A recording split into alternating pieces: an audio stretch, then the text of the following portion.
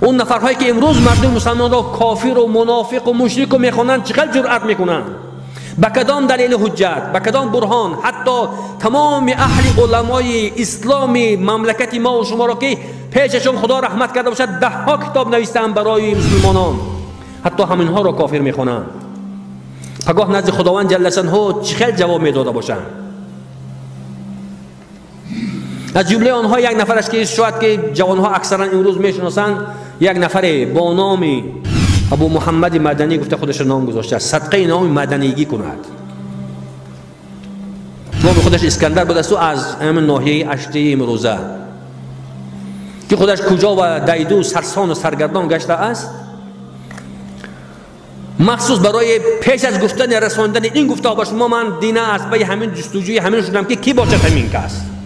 مثلا شاید که پدر و مادرش خیلی آدم باشد، دیگر باشد، گذشتگی باشد، مخصوص دین همین سراغ کردم، از هموطناش پرسیدم تا به حال کسی میگه که بعضا اگر یک بار این بار جمعه رفته ایشان ندیده باشم دیگر نماز خوانش بیشتر نمیدونم. برادران شاهدن، ما در تاجیکستان از سال 2002 یا 2002 بگه نماز جمعه ما میگذراندیم. از سال 2002 امری معرف میکردیم.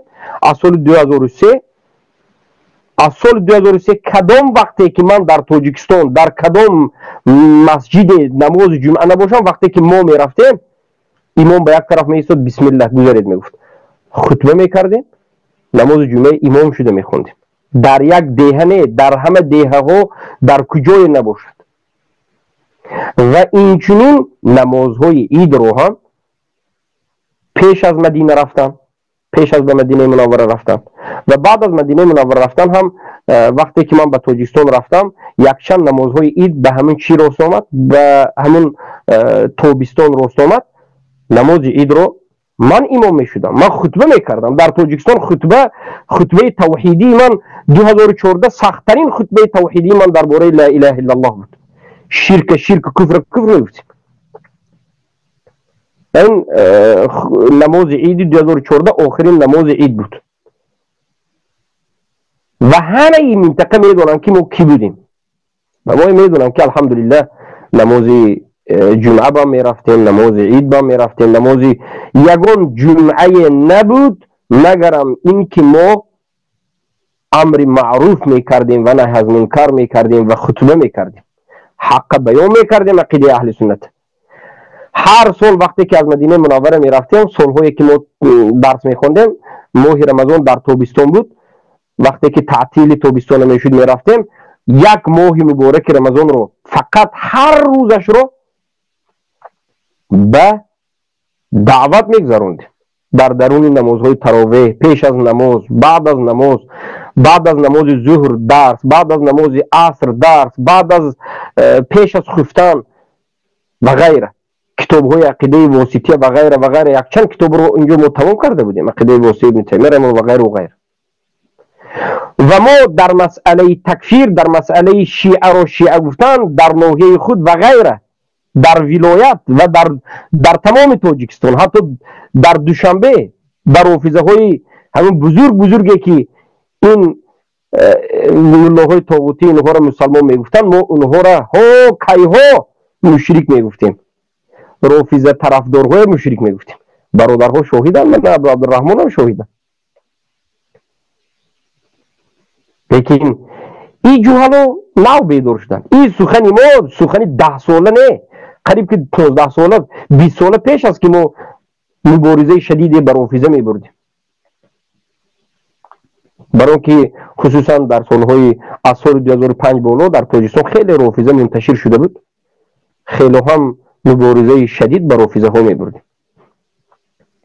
و همچنین که در منطقه‌ای که من خودم زندگی میکردم رافضه ها منتشر شده بود، حقیقت اونها را بیان میکردیم، حکم اونها را بیان میکردیم، از مردم دور کردیم. بعضش امام شده بود، از امام دور کردیم، بعضش حتی به مدرسه ها معلوم شده بود، دور کردیم، حکمش ماندیم. رافضه ها نام ما را شنوند قبر به یادشان میومد، گریه میکردن، ناله میکردن. الحمدلله انا این برادر عبدالرحمن هم، خود این برادر هم 10 سال والله علم زیادتر از 10 سال پیش قبر رافضه ها را میکند. قبر کل رافضه ها بود. الحمدلله خیر این جوهلا نشنوسه دای بیمون ما وظیفه دار نیستیم که شناس کردم. مقصدی ما هم به خاطر الله بود. و این چنین در مدینه منوره وقتی که سال 2008 خوندیم تا سال 2015 همیشه وقتی که حاجی ها میرفت به عمره میرفت، همه حاجی ها را، همه حاجی های تاجیک خدمت میکردیم، دعوت میکردیم و حقیقت عقیده میرسوندیم، رافضه ها را و گمراه ها را و غیر و غیر بیان میکردیم. الحمدلله یک فضل الله بود به ما سبحانه و تعالی که به ما الله سبحانه و تعالی بود. بفرمایید بیمونید گوش میکنید چی اهل عائلتون بترسانید، برسانید به آنها را برای هدایت اول شما سبب شوید. اول نزدیکترین خویش و اقربای خودتون را اصلاح کنید. تو کاسو برماده چی دیگه مردم بگاوسو که کنی؟ کاسو بدین فرو چی دیگه کاس بگاوسو استودا کنی؟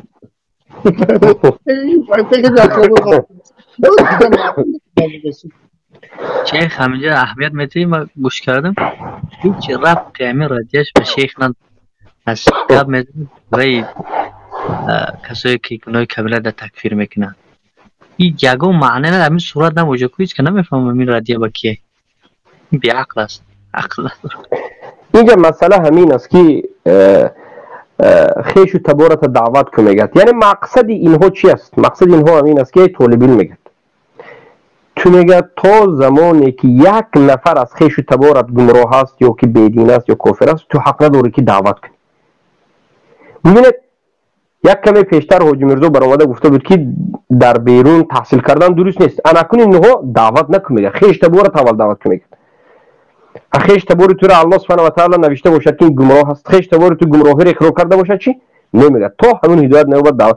یعنی به همین واسطه ها دعوت کننده را از دعوتش میدارند. حضرت نوح علیه السلام فلبث فیهم 1000 سنه الا 50 عاما. در بین قومشون 950 سال دعوت کردند. فرزندشون حضرت نوح علیه السلام رو قبول نکرد. زنی حضرت نوح علیه السلام رو قبول نکرد. مشکلی در کی است؟ او مولای خیانتکار جاهل که حال دینت نفهمیدی. حضرت نوح علیه السلام 950 سال دعوت کردند. زنی حضرت نوح قبول نکرد. فرزندشون قبول نکرد. به کشتی هم سوار نشد. چیکار بکنن؟ حضرت نوح زنشون قبول نکرد، فرزندشون قبول نکرد، قوم دعوت نکردن، دعوت کردن. برای که دعوت میکنید قبول کرده قبول میکنید، قبول نکرده نمیکنید. اما شما خیانتکارها گرد اطرافتون از دین شاید خبر ندارد، میبرید با برزید دین میزنید. و این چنین حضرت محمد صلی الله علیه و سلم خاتم الرسول امکشون ابو لهب قبول نکرد و این چنین امکشون ابو طالب قبول نکرد. خیش تبارشون مگر نبود امک از همه نزدیکترین کس بعد از پدر. پس شما دعوتگرها دعوت میکنید هر کسی رو که الله خواسته باشد قبول میکند، نخواسته باشد قبول نمیکند. وظیفه ما دعوت کردن است، وظیفه ما هدایت کنانیدن نیست. بارک الله فیکم. البته باید دعا کنیم، باید از الله طلبیم که همه مردم الله سبحانه و تعالی هدایت بکنه. بفرمایید. و خداوند جل شانه بازم در قرآن مجید میگه که اعوذ بالله من الشیطان الرجیم یا ایها الذین آمنوا قوا انفسکم و اهلیکم نارا وقودها الناس والحجاره. ای مؤمنان شما خلاص کنید اولا جان خودتان، نفس خودتان، بعدا اهل و عیال و زیر دستان خودتان. اولا لازم میبود که اهل و عیال خودت رو تو نصیحت میکردی و از خداوند جل شانه باید که میترسیدی در حق گفتن، در حق بنده های مؤمنی کلمه گو، از نسبت دادن به کفر و شرک و دیگر و نفاق. در عقیده اهل سنت و جماعت همین قدر قدر و قیمت و ارزش دارد بنده کلمه گو که چند نفر به یک روایت 10 نفر از قوم معتزله، به روایت دیگری که در کتاب ها آمده است از قوم خوارج، همین عقیده های برداشته به نزد حضرت امام اعظم رحمه الله با اسلحه برهنه، شمشیری که از غلاف کشیده به سر حضرت امام اعظم رحمه الله می‌درایند و میگویند که ما دو سوال داریم، اگر جوابی درست شود جان تو بر سلامت، اگر جواب معقول نشود دیگر سر رو از تن جدا میکنیم. گفتم بگذار که باشد، لیکن همین قدر که میگویم شمشیرت را به غلاف انداز که به دیدن او دلی انسان هیبت میکشد. گفتم ما با برداشتن این شمشیر برهنه در بالای سری تو ثواب میگیریم، به عقیده خودشون گویا. گفتم بگذار که باشد، سوالت پیشنهاد کن. گفتم فرضاً در پس در دو جسد، دو مرده میت استاده است، یکی عرق نوشیده در حالت مستی وفات کرده است، دویم نفرش یک زنی که از زنا حامله دار شده در وقت تولد کردن وفات کرده است، یا که در روایت دیگر میگه یک زنی که از زنا حامله دار شده وقتی که معلوم شد که حامله دار شده است خودکشی کرده است از عاریت. اینها کی هستند؟ حضرت امام اعظم رحمه الله از خود اونا پرسیده شدند، گفتند آنها آیا یهودی بودند؟ گفتند که نه. آنها آیا هر دوش نصرانی بودند؟ بازم گفتند که نه. گفتند هر دو اینا مجوسی بودند؟ گفتند که نه. کی بودند نباشد؟ گفتند هر دوش مسلمان بودند. گفتند جواب خودتون دادید. مسلمان که باشد بازم مسلمان ماندند. البته این مسئله که حالا گفت، این سخنی که گفت، این به ما ربط ندارد. ما میگیم هر کسی که لا اله الا الله محمد رسول الله گفت و معنای کلمه لا اله الا الله محمد رسول الله را فهمید، نماز خواند، روزه داشت، حج رفت، بالاخره زکات داد، همین ظاهرا مسلمانی را کرد، ما او را مسلمان میگیم. اگرچه عرق خورده باشد، اگرچه زنا کرده باشد، به شرطی که عرق نوشیدن رو، شراب نوشیدن رو و یا دزدیدن رو و یا زنا رو حلال نگفته باشد. گوید که زنا حرام است لیکن به سبب شهوت زنا کرد و در بالای زنا مرد. شراب نوشید لیکن شراب حرام می شمارد. یک انسان نمازخوان مسلمان و یکتاپرست و موحد ضعیف است، ایمانش ضعیف است، رفت به سبب شهوت یا به سبب یک غمگینی و غیره شراب حرام می گفت لیکن نوشت. بله این آدم مسلمان است لیکن خیلی هم گناه کبیره کرد و این آدم در زیر مشیت الله مستحق عذاب است و اگر الله خواهد میبخشد در زیر مشیت الله است سبحانه و تعالی. اگر در حالت مستی هم بمیرد اینه ما کفر نمیگیم. اینه همون این سخنی این ملا به حاجی میرزا ربط دارد و این سخنت به ایشان نوریدینه که میگه ایشان به همون ربط دارد، برای که آنها هستند، همین صوفی ها هست که در حالت عرق نوشیده مردن میگه که کافر مرد، زنا کرده و مردن کافر مرد میگه. ما میگیم که اگر حلال گفته باشد یک حرام الله را بعد این کافر میشد، اما حرام را حرام بگوید و از سبب شهوت انجام داد این گناه کبیره است و این به اجماع همه امت است و عقیده ما عقیده اهل سنت است. ما هیچ کسی را به زنا کردن، به شراب نوشیدن، به دزدی کردن و یا یکان گناه کبیره دیگر اگر حلال نگفته باشد تکفیر نکردیم، نمازخوانی رو تکفیر نکردیم. ما کی را میگد که علماهایی که 10 کتاب نوشتند، سبحان الله. بیاید دور نمی رویم. رافضه ها زبانش فارسی است، من شما خونده و اینها را شناخته شنیده گپی اینها را میتوانیم که صحبت کنیم. 10 کتاب نه، رافضه های هست که 200 کتاب نوشته است. حق بودن در اساس کتاب نوشتن نیست، ای جاهلک، ای بفهم. معیار حق بودن و یا معیار حق نبودن و باطل بودن در اساسی نوشته کتاب های تو نیست. یهودی های هستند که کتاب نوشتن در اسلام، یکی از فهرست احادیث نبی گفتن یک کتاب است زیاده از 15 مجلد والله اعلم که فهرست احادیث پیامبر را میکند. علما تا به حال سنجیده شدن که خطاگی دارد یا ندارد. یهودیان نوشته است این کتاب، یکی از بزرگترین رو. لیکن یهودی ها این را به خاطر خدمت به دین نه، به خاطر فهمیدن سخنهای پیامبر که پیامبر چی میخواهند و پیامبر سخنهاشون چه خیل است و مسلمان ها چگونه انسان است. بار دیگر میگم رافضه ها کتاب دارد، خوارج کتاب دارد. آخر ما خوارج 10 کتاب دارد این عالم است گوییم، رافضه را 100 کتاب دارد این عالم است گوییم، چی میشد؟ زمین و آسمان به فتنه جوش میزند. ملحد بدین اتئیست 100 کتاب دارد برای اتئیستیش.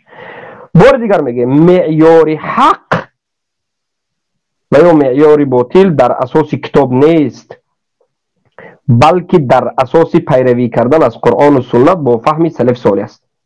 شاید یک آدم یک کتاب دارد 10 صفحه یا که اصلا کتاب ندارد لیکن سخنش حق است، این عالم است، این علامه است، زیرا که پیروی از قرآن و سنت با فهم سلف امت میکنه. سلف صالح گفتن لیس العلم بکثرت الروايه انما العلم باتباع الكتاب والسنه.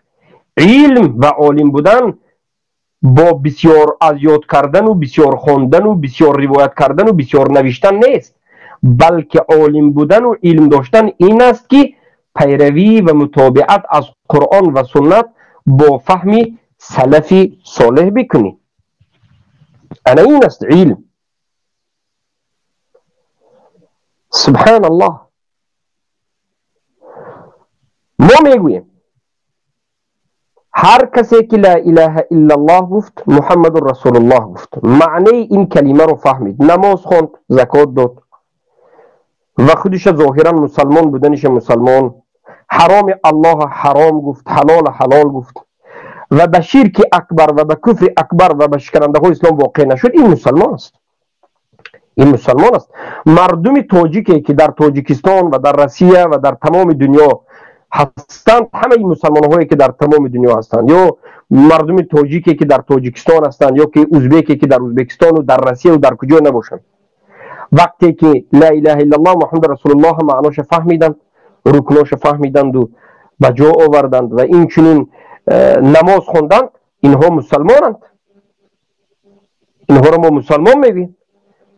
به سبب شهوت اگر اینها دزدی یا که زنا یا که عرق نوشیدن، شراب نوشیدن، اگر همین چیز را حرام دانسته باشند و حلال ندانسته باشند، اینها گناه کبیره کردند، ایمانشون خیلی ضعیف است، اینها مستحق عذابند، در زیر مشیت الله باید توبه کنند، توبه نکرده بمیرند در زیر مشیت الله، اگر الله خواهد میبخشد، نخواهد مستحق عذاب هستند، لیکن مسلمان هستند.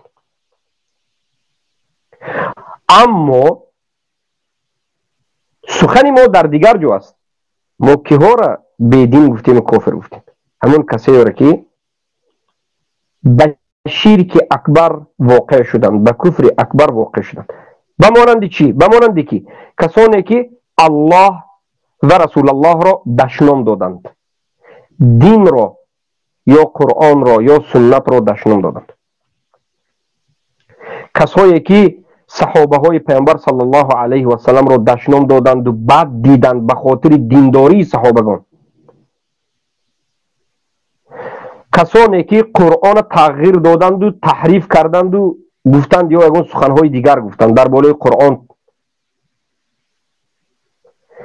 و یا کسانی که استهزا کردند، مسخره بازی به دین کردند.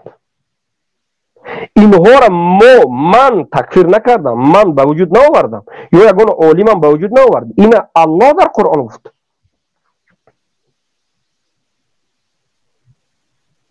ولئن سألتهم ليقولون كنا نخوض ونلعب قل أبالله وآياته ورسوله كنتم تستهزئون. اگر بپرسی که چیکار کردید، میگن که بازی کردیم، شوخی کردیم، نفهمیدیم. الله میگه که آیا با الله و با رسولش و با دینش بازی و شوخی میکنید؟ قد کفرتم بعد ایمانکم لا تعتذروا، عذر نبیاورید، عذر ندارید، کافر شدید. الله میگه هر کسی که با الله فرزندی رو قائل شود، الله تکفیر کرد. لقد کفر الذين قالوا ان الله ثالث ثلاثه. به تحقیق کافر شدن کسایی که الله سگانه گفتند، به مانند یهود نصارا. و این چنین کسایی که بین خود و بین الله واسطه گرفت و رفت از غیر الله پرسید، الله تکفیر کرد. گفت الذين اتخذوا من دونه اولیاء ما نعبدهم الا ليقربونا الى الله زلفى ان الله يحكم بينهم فيما هم فيه يختلفون ان الله لا يهدي من هو كاذب كفار. الله تکفیر کرد کسی که دعا کرد غیر الله.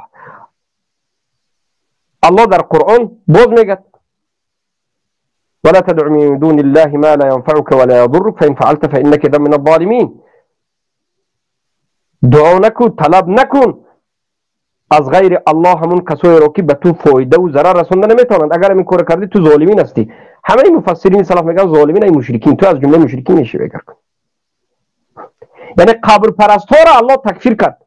ما هم به الله اطاعت کردیم، پیامبر تکفیر کردند، به پیامبر متابعت کردیم. صحابه ها به اجماع مشرکین مشرک گفتند، ما هم به صحابه پیروی کردیم، ما هیچ کاری نکردیم، نو نکردیم. شما هستید که جهلا دین رو نفهمیدید، ترک کردید، دین را فقط یک بازی و یک درآمدی تجارتی کسب شکم خود دانستید و به خاطر تجارت و به خاطر حیات و به خاطر کسب شکم خود دین فروختید، به خاطر دفاع یک طاغوت فروختید. ای وای بر شما، ای وای بر شما. مگر جنت رو فراموش کردید؟ مگر دیدار الله رو نمیخواهید که حق رو نمیگوید یا الله اقل ساکت نمی ایستید؟ ویل وای، همون یک جای جهنمی که هست این برای شما است. سبحان الله. الله سبحانه و تعالی تارک الصلات رو تکفیر کردیم. الله سبحانه و تعالی هر کسی رو که به حکم غیر الله حکم میکند و حکم الله بالکل ترک میکند کافر کرد. کافر گفتیم.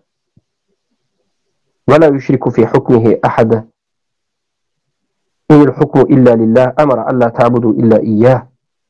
مراجعت به محکمه طاغوتی الله سبحانه و تعالی در سوره این سورت 60 و 61 و 65 کفر اکبر گفتیم، کفر اکبر گفتیم. ما بجوز همون شکننده های اسلامی که در قرآن آمده است و در سنت آمده است و اجماع صحابه است و ابو حنیفه، مالک، شافعی، احمد بن حنبل 4 مذهب این قبول دارند، ما بجوز همین دیگر صحبت نگفتیم. ما نکردیم این چیزی رو. ما چیزی که گفتیم از خود پیدا نکردیم. همون چیزی که 4 مذهب گفتن در باب شکننده اسلام همون گفتیم. ای جهلا که خود به مذهب ابی حنیفه نسبت میدید، کتابی از سرخسی یا که از صنعانی رو گیرید مطالعه کنید، بدای صنایع یا که مبسوط رو در آخر کتاب باب المرتد نظر بکنید که حنفی ها مگر مذهب حنفی نبود که یک تخم را در روزی عید نوروز مجوسی ها برده هدیه کردن؟ مذهب حنفی چی حکم کردن؟ همه علمای حنفی. سبحان الله. شما خیانتکارانید. شما در مذهب هم پیشواتون هستید. شما گمراهتر از خران همسایه‌تون هستید. سبحان الله. کمثل حمار یحمل اسفارا. شما به مانند خری هستید که در بالاتون بعضی از کتابچه ها رو میبردارید. کتابی بسیار هم نه، 4 کتاب هم نصفش میدونید نصفش نه. آخر شما ندانستید. آخر مشکلی در شما هست که بی عقل جاهلید، نمیدانید. در کجا خوندید ای ملا؟ ای ملا ها شما در کجا خوندید؟ در وقتی همون ببین کمونیست ها که 70 سال گرفته بود شاید همونجا تراکتوری کرده در درون کلخوز و پخته و میگشتید، اومدید ملا شدید. فکر کردید که همین لباسی مسلمانی ملاگی را پوشید شما ملا میشید. صدقه نام ملا شد. کذابین. دین دیگر کردید. بگذارید این روسیه را بگذارید. چی میگه؟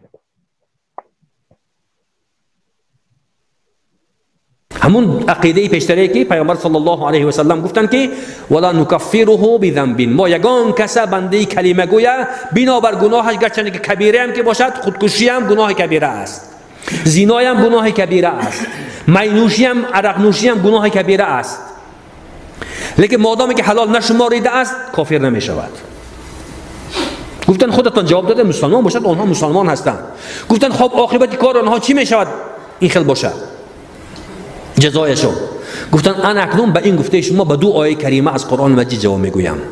یکی از گفته های حضرت عیسی علیه السلام که در بالای یک قومی که از اینها بدتر بودند گفته بودند به خداوند جل شانه که اعوذ بالله من الشیطان الرجیم ان تعذبهم فانهم عبادك و ان تغفر لهم فانك انت العزیز الحکیم. خدایا پروردگارا، اگر این بنده های خودت، اگر این قوم من که گناهکار هستند، ان تعذبهم، اگر آنها را عذاب دادنی باشی، فانهم عبادك، آنها بنده های خودت تو هستند، خودت تو خلق کرده ای، آفریده ای پروردگار.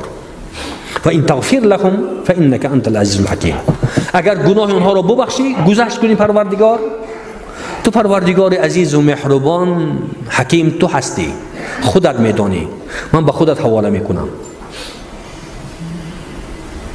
و دویم از گفته های حضرت ابراهیم علیه السلام که میگویند در حق قوم گناهکارشان که اعوذ بالله من الشیطان الرجیم فمن تبعنی فانه منی و من عصانی فانک غفور رحیم. خدایا کسایی که امر حق فرمان تو را به جا آورده از من پیغمبرت پیروی کردند، آنها همراه من هستند، در راه رفته من. و کدام کسایی که امر فرمان تو را از طرف من اجرا نکردند، عاصی شدند، تو پروردگار بخشنده و مهربان هستی، خود میدانی. پیغمبرها علیهم السلام قوم گناهکار را حواله به خداوند جل شانه میکردند، در حقشان نمی. الله المستعان، الله المستعان. این یک طعنه نوبتی اناکنون به پیامبر صلی الله علیه و سلم زد. خیلی سلف صالح میگفتند به مانند عمر بن عبدالعزیز و غیره که یگان اهل بدعت نیست مگرم این که عاقبت سخنش طعنه به رسول الله است صلی الله علیه و سلم. هر یک بدعتکار، هر یک مبتدع، هر یک گمراه وقتی که عقیده گمراهی خودش را میخواهد اثبات کند، از نام پیامبر دروغ میگوید، از نام الله دروغ میگوید، از نام صحابگان دروغ میگوید و طعنه به پیامبر و به صحابه و به قرآن میزند. سبحان الله. از الله بترسید ای کسایی که از نام الله دروغ میگوید. من شما را تنبیه نمیدیم، الله شما را تنبیه میدهد که و من تقول علینا بعض الاقاویل لاخذنا منه بالیمین ثم لقطعنا عنه الوتین. هر کسی که بعضی از صحبت های رو تقول، یعنی دروغ ها رو از نام ما میگوید، نسبت الله، یک سخن دروغی که الله نگفته است از نام الله میرساند، سخن خودش را سخن الله میگد، سخن خودش را سخن رسول الله میگد، سخن خودش عقیده باطل خودش را میگد، اینی صحابه ها میگد، بدین میچسباند. الله میگد که از موی پیشانیت میگیریم، رگی دلت رو میکفانیم.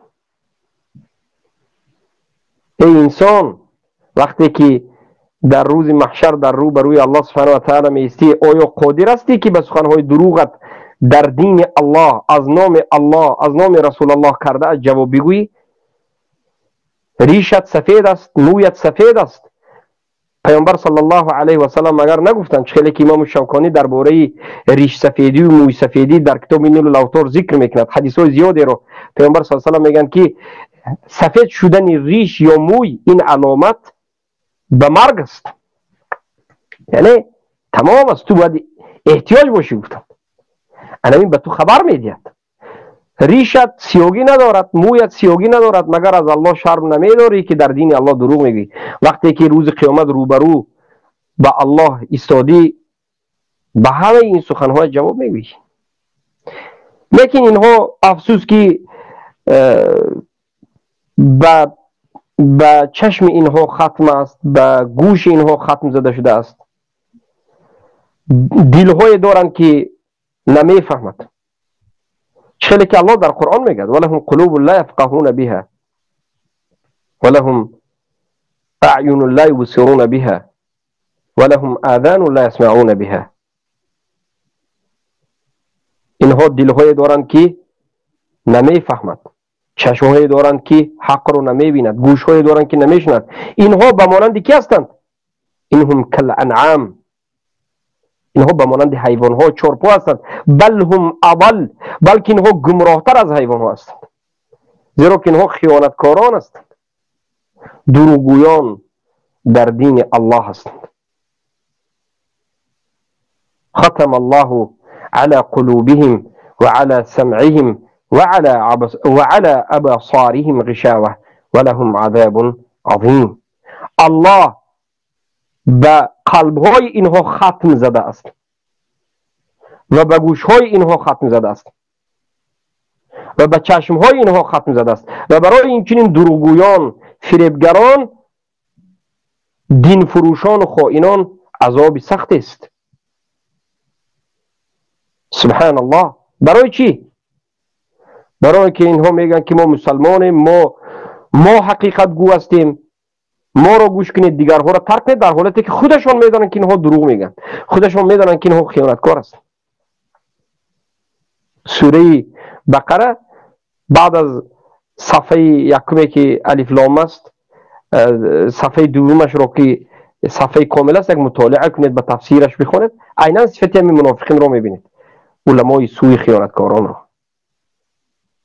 یخادعون الله والذین آمنوا وما یخدعون الا انفسهم. اینها فریب میدهند، یعنی خودشون فکر میکنند که فریب داده ایستند الله را، مسلمان ها را، مؤمنین را. اما حقیقت حال همچنین است که اینها بجز نفس های خود دیگر هیچ کس فریب نمیدهند، اینها خودشون فریب داده ایستند. سبحان الله. برای این صحبت‌هاش رو میبینید که همش ضربه به خودش است. از اولا این روایت‌هاش قصه‌اش ضعیف است، دروغ است.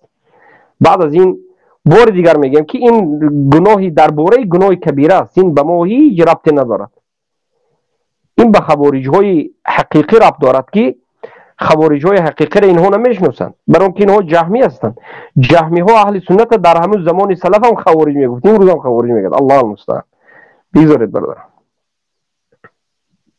جهنمی دوزخی گفتن و جرأت نمیکردند. این موزه اینا کی هستند که به خاک پای یگان نفری آنها نمیارزد؟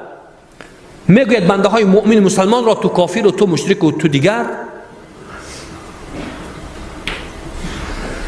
باید که از خدا بترسی. بله بدارین اینجا. باز کدام کسایی این میگد که رسول الله تکفیر نکردند، کذابی. و این یک دروغگویی دیگر در دین است، بلکه الله به پیامبر صلی الله علیه و سلم قرآن را فرستاد و خود الله در قرآن تکفیر کرد.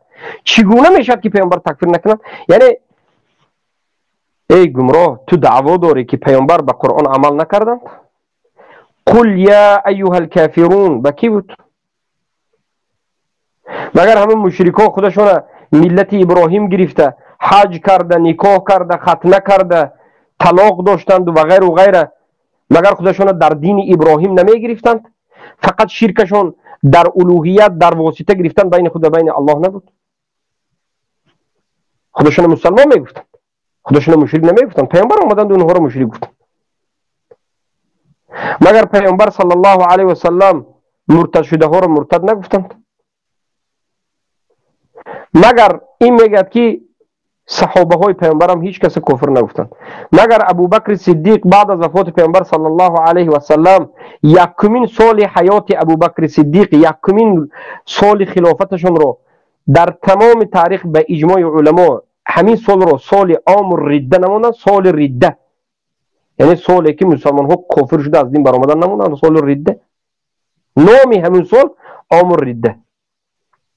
زیرا که بعد از وفات پیامبر صلی الله علیه و سلم فتنه ها زیاد شد و به طریق های گوناگون، به کفر و شرک های گوناگون بسیار منطقه ها از دینشون گشتند. بمانند این که قسم زکات رو ندادند، به کفر امتناع واقع شدند. ابوبکر صدیق اونها را تکفیر کردند. نه فقط ابوبکر، همه صحابه ها در بینشون جنگ شد، کشاکشی شد. مسیلمه کذاب وقتی که خودش را بعد از پیامبر اعلان کرد و کسایی که او را تصدیق کرد به اجماع تکفیر نکردند. ای کذاب، ای جاهل، آخر تو نمیدونی صوفی های بیدین نمیدونند، اما این چیز در نزد اهل سنت و الجماعه در نزد علما وجود دارد. وقتی که علی رضی الله عنه را عده به سر خود اله گرفتند و در حقش غلو کردند، مگر علی اونها را تکفیر نکرد؟ مگر در زمان سلف صالح تابعین و تبع تابعین جهم ابن صفوان را، بشر المریسی را و غیره را تکفیر نکردند؟ جعد ابن درهم را در عید قربان نزدن سرش را؟ جهم ابن صفوان را در خراسان در افغانستان نزدن؟ ای جاهل، آخر تو نمیدانی، تو شاید معنای لا اله الا الله را ندانی، معنای لا اله الا الله را شاید ندانی. در این مسائل بزرگ از خود صحبت نکن، تو دروغ میگویی، روی راست تو دروغ میگی، کذابی. بفرمایید.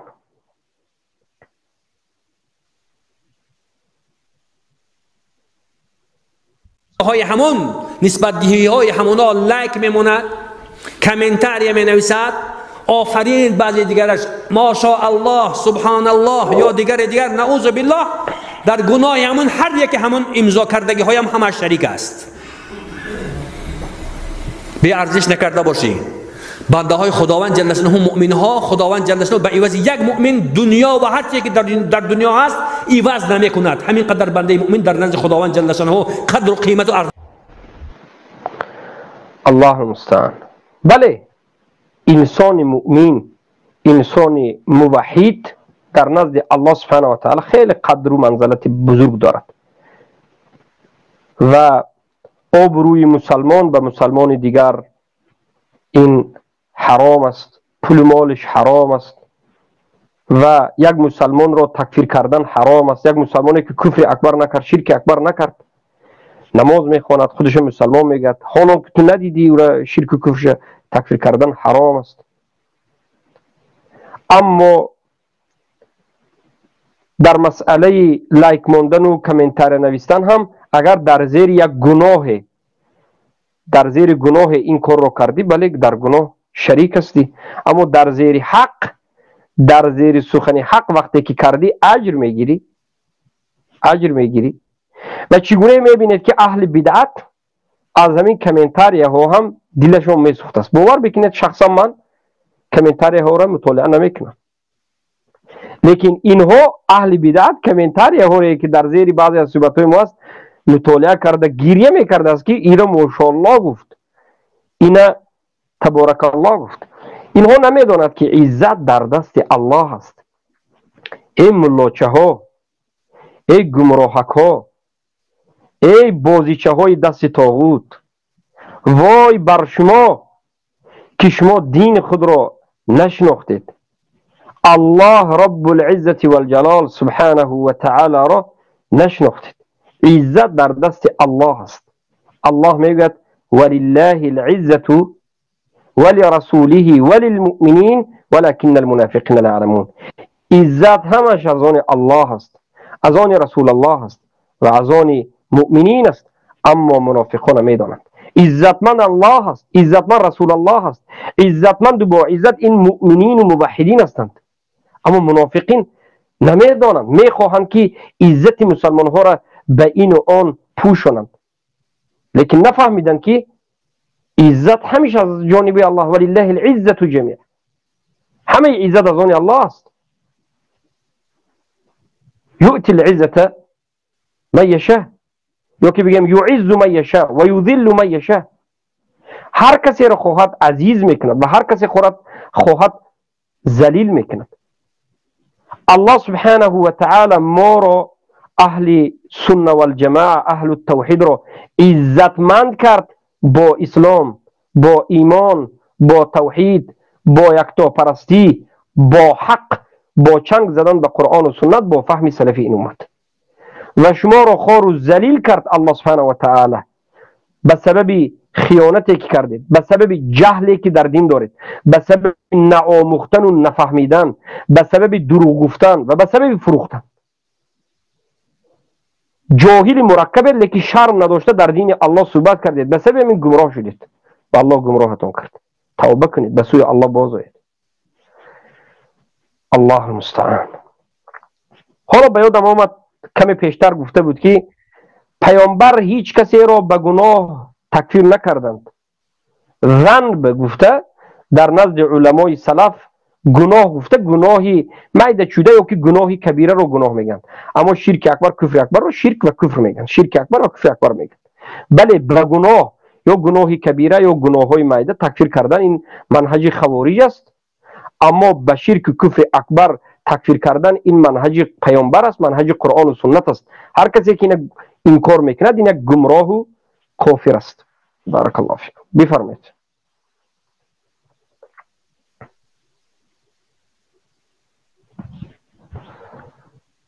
بله همین گفتنی هستم که باید که اول گوینده های کلمه اول گریبان خودت را یک بار بوی کرده باشی که تو کی هستی. اصلا از قطره منی لایق تو نیست منی، از رهی باول شدی ما اومنی ها چی کنی؟ اصلا تو از یک قطره آب منی لایق تو نیست منی و کلانگری که برو هوای و این خیل. از راهی پیشاب دو بار برآمدی، یک بار از صلب پدرت، یک بار دیگر از رحم مادرت، دو بار از راهی پیشاب.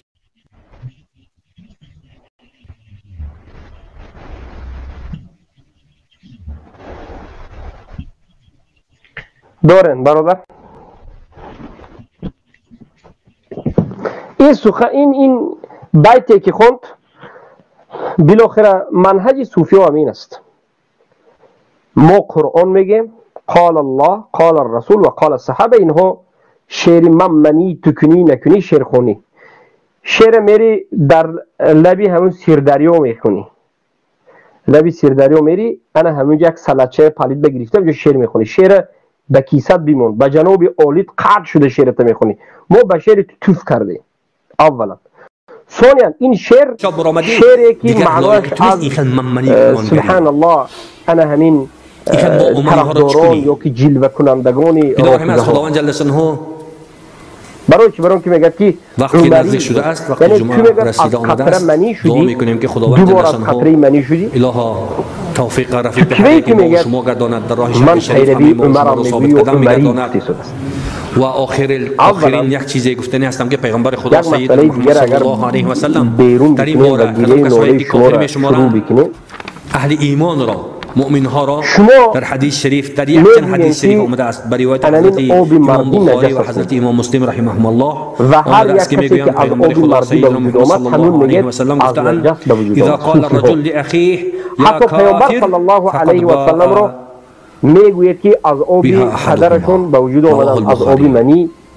اعوذ بالله. پیغمبر رو یک مردی برای یک برادرش گفت ای کافر طعنه میزنید شما که پیغمبر گویا که از آب منی به وجود آمدن، هر کسی که از آب منی به وجود آمد از نجس به وجود آمد، او نباید این بگوید اون بگوید حق نباید.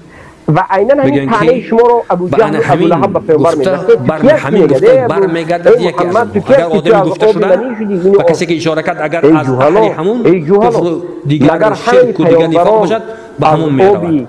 اگر همون گفته شده اگر از جمله همین کافر و مشرک و منافقان باشد با صاحبش برمیگردد.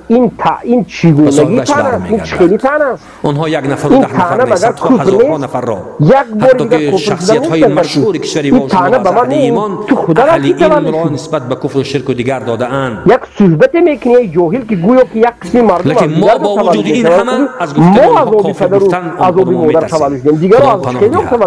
از خداوند همین قدر تمنا داریم که خداوند الله برای حق هدایت کرده باشد. با ما رب میزنن میگن گمراهی ذات خودش را به خودش خدا نشان دهد. تا اهل ایمان خدا در زیبای خودش از این خیل جرم و عصیان و گناه ها در حیز زمان خودش نگه دارد. آخر دعوانا الحمد لله رب العالمین و صلی الله تعالی و سلم علی خیر خلقه سیدنا و نبینا محمد و آله و اجمعین و الحمد لله رب العالمین. السلام علیکم و رحمت الله. من اگر پیامبر به شما مثال آورم که پیامبر از کجا تولد شد، یک بار پیامبر تحقیر میکنید، لیکن سوال زور برای شما همین است که نغزش جناب عالی شما از کجا تولد شد. بگیم یک بار مسئله را یک بار فکر کرده یک فقه دیگر را میبرین، مذهب بنیفر را رد میکنید. این طعنه شما اگر بگویید که هر کسی که از آب منی تولد شد، از مرد و از زن، این یک آدمی پست است، بدبخت است، آدمی نجس است و گمراه است، اگر شما مقصد شما جاهلکو همین باشد، شما این هزارها پیامبران الله فرستاده رو طعنه زده شده. این سخن شما کفر است، به همین با کفر میشید. محمد صلی الله علیه و سلم پیش از پیامبرمون عیسی، پیش از اونها موسی و غیره، ابراهیم ابوالانبیا و نوح و تا آدم، همه از آب، از همون آب مردی و آب زنی به وجود آمدند. و این آب مردی رو همه علمای سلف صالح میگن که همین منی نجس نیست، لیکن شما در مذهب حنفی هم یک قسم علمای حنفی نجس نیست میگن، لیکن شما نجس میگه.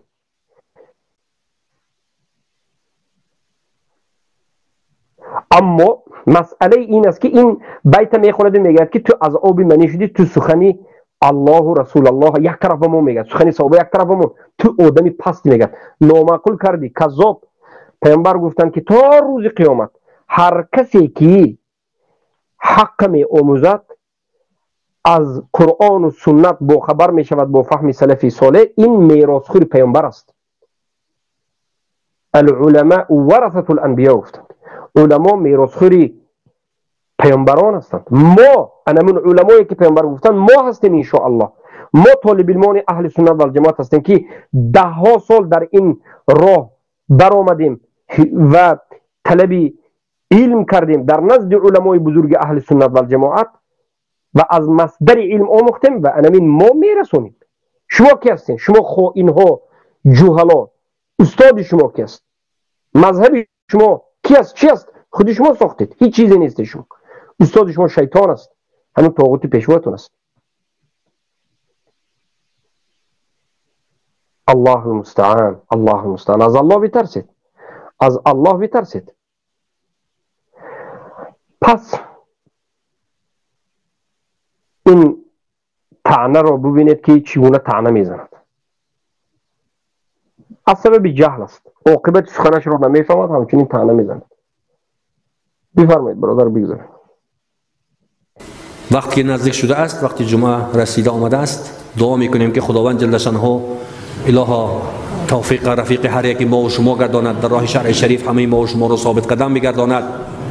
و آخرین یک چیزی گفتنی هستم که پیغمبر خدا سیدنا محمد صلی الله علیه و سلم در این باره کدام کسایی که کافر میشمارند اهل ایمان را، مؤمن ها را، در حدیث شریف، در یک چند حدیث شریف آمده است، به روایت حضرت امام بخاری و حضرت امام مسلم رحمهم الله آمده است که میگویند پیغمبر خدا سیدنا محمد صلی الله علیه و سلم گفتند اذا قال الرجل لاخیه یا کافر فقد باء بها احدهما، رواه البخاری. یک نفری، یک مردی بگفت برای یک برادرش گفت ای کافر، یا کافر گفت ندا کرد، خطاب کرد، یا که یا منافق گفت، یا که یا فاسق گفت، یا که ای مشرک گفت، میگن که به انا همین گفته همین گفته برمیگردد یکی از آنها. اگر آدمی گفته شده و کسی که اشاره کرد اگر از اهل همون کفر و دیگر شرک و دیگر نفاق باشد به همون میرود. اگر همون گفته شده اگر از جمله همین کافر و مشرک و منافقان نباشد به صاحبش برمیگردد، به صاحبش برمیگردد. اونها یک نفر و 10 نفر نیست، صدها هزارها نفر را، حتی که شخصیت های مشهور کشور ما و شما را از اهل ایمان، اهل علم را نسبت به کفر و شرک و دیگر داده اند. لیکن ما با وجود این همه از گفتن آنها کافر گفتن آنها رو ما میترسیم. خدا پناه دهد. از خدا همین قدر تمنا داریم که حدیث راست پیامبر صلی الله علیه و سلم گفت. برای این حدیث روایت امام بخاری است و این حدیث با اکثر روایت دیگر روایت شده است که پیامبر صلی الله علیه و سلم میگن قال رسول الله صلی الله علیه و سلم من قال لاخیه یا کافر فقد باء بها احدهما. هر کسی که به یک برادر مسلمان موحدی یکتا پرست خودش بگوید که تو کافر هستی، انامین گفتش به هر دوی اینها به یکش باز میگردد. در حدیث دیگر آمده است که میگه من قال لاخیه یا کافر او یا عدو الله. هر کسی که به یک برادرش بگوید ای کافر، ای دشمن الله، به خودش میگردد اگر همون انسان کافر نباشد. پیامبر صلی الله علیه و سلم در این حدیث آشکار و واضح گفته ایستادند که برادرش، هر کسی به برادرش گفته باشد. برادر مسلمان کی است؟ مسلمان است. خیلی که الله میگه انما المؤمنون اخوه فاصلحوا بین اخویکم. مؤمن ها برادر همدیگر هستند. پیامبر در حدیث گفتند المسلم اخو المسلم، مسلمان برادر مسلمان است. برای همین پیامبر صلی الله علیه و سلم وقتی گفتند که من قال لاخیه، هر وقتی که یک کسی به برادرش، مقصد پیامبر، مراد پیامبر چی است در اینجا؟ همه علمای محدثین میگن و همین حدیث رو عینی، بدرالدین عینی حنفی شرح کتاب صحیح بخاری رو وقتی که می نویسد شرح میداد که اخی لاخیه یعنی برادرش، این مسلمان رو، اهل قبله رو، یعنی یک نفری که نماز میخواند، روزه میدارد، لا اله الا الله محمد رسول الله رو گفته و معناش رو فهمیده و شرک اکبر و کفر اکبر رو انجام نمیدهد، شرک اکبر کفر اکبر ندارد، شکننده اسلام ندارد، انا همچنین انسان رو کسی که اهل قبله رو تکفیر کند، این تکفیر کردهش به خودش باز میگردد. خیلی که پیامبر گفتن من قال لاخیه یا کافر او یا عدو الله الا حار علیه، اگر همچنین نباشد فإن لم تكن كذلك الا حار علیه، همچنین نباشد گفت خودش همون درست، اگر همین کافر نباشد به خودش باز میگردد. و در زیر این حدیث تفسیرهای علما خیلی زیاد است، لیکن این جاهل ها حدیث از کجا میدونن، تفسیر از کجا میدونن، اینها هم به خاطر دفاع طاغوتشون. لیکن این میگه که این انسان ها چقدر علما را تکفیر کردن، چقدر مسلمان ها را تکفیر کردن. باری دیگر میگیم مسلمان ها را ما مسلمان میدونیم، تاجیکستان کسایی که نمازخوان هستند و مسلمان هستند مسلمان میدونیم، اما ما شما گمراه ها را گمراه و کافر گفتیم.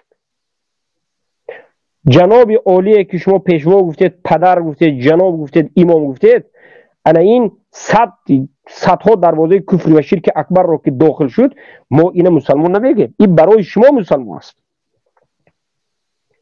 و خود شما و این همکارهایتون که ملا پلکوونیک، ملا گنرال، ملا معیار هستید، مولوی های معیاری و گنرالی، ما شما گمراه های خیانتکار رو به خاطر اعتقادی باطلتون، به خاطر خیانتتون، به خاطر دین انکار کردنتون بله حکم میکنیم، اما مردم عادی که کفر اکبر و شرک اکبر نکرد به اونها سخن ما ربطی ندارد. بله بفرمایید.